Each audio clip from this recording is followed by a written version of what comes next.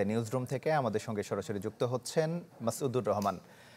মাসুদ, প্রতিবেদনে আমরা দেখছিলাম যে হয়রানি এবং সম্মানহানির ঘটনায় ক্ষতিপূরণ এবং জড়িত দুদক কর্মকর্তাদের শাস্তি চেয়ে আবেদনের কথা জানিয়েছেন বিএনপি চেয়ারপারসনের আইনজীবী।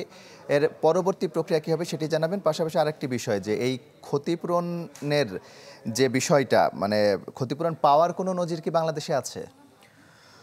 আসলে আজকে এই যখন নাইকো মামলার রায় হচ্ছিল নিম্ন আদালতে, ঠিক একই সময় সিনিয়র আইনজীবী দোলন, যিনি আরেকটি মামলার প্রেক্ষাপটে আপিল বিভাগকে বলছিলেন যে খালেদা জিয়াকে গেল 16 বছর যেভাবে হয়রানি করা হয়েছে, যেভাবে খালেদা জিয়াকে কারান্তরীণ করা হয়েছে, এই সমস্ত বিষয়গুলো উনি তুলে ধরে আপিল বিভাগকে বলেছিলেন যেন খালেদা জিয়াকে কোনো একটি মামলায় সিম্বলিক ক্ষতিপূরণ দেওয়া হয়, তাহলে ভবিষ্যতে যে কেউ রাষ্ট্র ক্ষমতায় আসবে তাহলে এ ধরনের কাউকে সাজা দেওয়ার ক্ষেত্রে তারা চিন্তা করবে। রাষ্ট্রের বিচার কাঠামো, যে বিচার প্রক্রিয়া অনুসরণ করে খালেদা জিয়াকে জিয়া অরফানেজ চ্যারিটেবল ট্রাস্ট মামলা থেকে সাজা দেওয়া হয়েছিল, সবগুলো বিষয়ে উনি বলেছেন যে এটি একটি প্রতীকী ক্ষতিপূরণ খালেদা জিয়াকে দেওয়া হোক।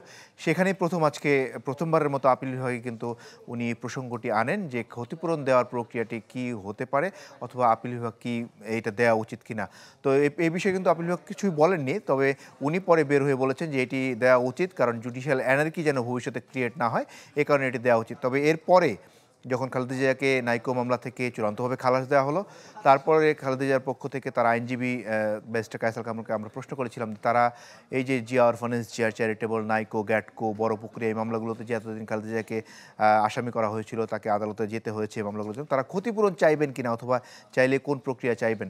তো তিনি বলেছেন যে এই প্রক্রিয়াটি তারা চিন্তা ভাবনা করছেন, তবে এখনও চূড়ান্ত কোনো সিদ্ধান্ত তারা নেননি।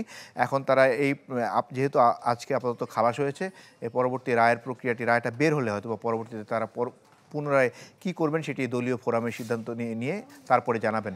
তবে এখানে মূল যে বিষয়টি, যে ক্ষতিপূরণের বিষয়টি যেটি বলছেন, এই ধরনের মামলায় কিন্তু আমরা এর আগে ক্ষতিপূরণের নজির দেখিনি বললেই চলে।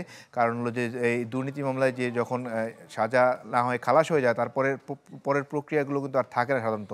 তবে এই যে জিয়া অরফানেজ, জিয়া চ্যারিটেবল এবং যে সমস্ত মামলাগুলো খালেদা জিয়া সাজা হয়েছিল, সেখানে কিন্তু 5 আগস্টের পরিবর্তিত পরিস্থিতির পর খালেদা জিয়াকে যখন রাষ্ট্রপতি ক্ষমা করে দিলেন, সেখানে রাষ্ট্রপতি ক্ষমা পাওয়ার পরও কিন্তু খালেদা জিয়া আপিল বিভাগে তিনি মামলাগুলো থেকে চূড়ান্ত নিষ্পত্তির জন্য, যে মুক্তির জন্য কিন্তু তিনি আপিল বিভাগে গিয়েছেন, এবং আপিল বিভাগ থেকে কিন্তু তিনি খালাস নিয়ে এসছেন।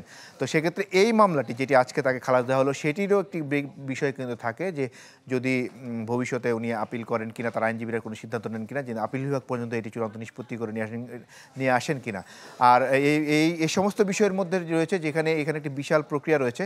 কারণ এই নাইকো মামলায় খালেদা জিয়াও আসামি ছিলেন, শেখ হাসিনা আসামি ছিলেন। একই দিনে মামলা হয়েছিল দুজনের বিরুদ্ধে, কিন্তু খালেদা জিয়ার মামলাটি চলেছে, শেখ হাসিনার মামলাটি কিন্তু 2010 সালে হাইকোর্ট বাতিল করে দিয়েছিলেন। কিন্তু খালেদা জিয়ার মামলাটি 2010 থেকে 2007-তে মামলাটি হয়েছিল, 8-এ অভিযোগ গঠন হয়, 8-এ এটি চার্জশিট দেওয়া হয়, 2023 সালে এসে কিন্তু প্রথম এটি অভিযোগ গঠন করা হয়, যেখানে বিদেশি সাক্ষীরাও এসেছিলেন। কিন্তু সব কিছু বিবেচনা নিয়ে আজকে আদালত বলেছেন যে যেহেতু খালেদা জিয়ার বিরুদ্ধে কোনো 39 জন সাক্ষীর কেউই নাম বলেনি, কাজে খালেদা জিয়াকে খালাস দেওয়াটাই তার জন্য উপযুক্ত বিষয় হবে, এবং এ কারণে আদালত খালেদা জিয়া সহ বাকি সবাইকে মোটামুটি খালাস দিয়ে দেন। মাসুদ, আপনাকে ধন্যবাদ। নিউজরুম থেকে আমাদের সঙ্গে যুক্ত হয়েছিলেন মাসুদুর রহমান।